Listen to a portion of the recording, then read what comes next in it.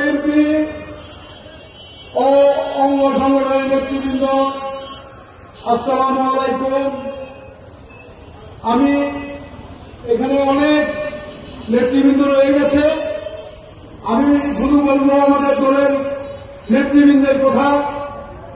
বিগত দিনে আমাদের যে পরিস্থিতি হয়েছে, আজকে 5 তারিখের পরে আমাদের পিছনে থেকে কিছু আওয়ামী লীগ বিভিন্ন জায়গায় আমাদের বিরুদ্ধে আমাদের দলের সাথে বিভিন্নভাবে অপকর্ম করে বেড়াচ্ছে। আমি তাদের উদ্দেশ্যে কিছু বলব। উপস্থিত আমার দুর্দিনের সাথী ও ভাইয়েরা, এই আওয়ামী লীগ বিগত দিনে 5 তারিখে উদয় নিয়ে ঘুরেছে, এরাও কিন্তু আমাদের আশেপাশে আছে। কারা সেন্টার দেয়? আমার পিছনে, আমার আরেকজনের পিছনে, নেতৃবৃন্দের পিছনে বসে বসে ঘুরে, আর আমাদের ভিতরে বিভিন্নভাবে বিশৃঙ্খলার সৃষ্টি করতেছে। তাই বলে এই আওয়ামী লীগের বিরুদ্ধে বলি, এই হারামজাদা কুলাঙ্গাররা, এদেরকে কোন রকমে আপনারা দলে এবং দলের লোকজনের আশেপাশে থাকতে দিবেন না। আর পাশাপাশি এই 5 তারিখের যারা মহড়া দিচ্ছেন, তাদেরকে কিন্তু আমরা প্রত্যেকেই অল্প অল্প চিনি।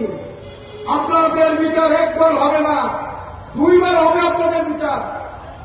কারণ একটাই, 4 তারিখে আপনারা তারা নিয়ে ঘোরাঘুরি করছেন, আর এখন এসে আপনারা আমাদের কাছে ভর করে আমাদের দলের দুর্দিনের কর্মীদের উপর হামলা করতেছেন।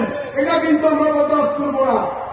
পাশাপাশি আমরা আমাদের নেত্রী বেগম খালেদা জিয়ার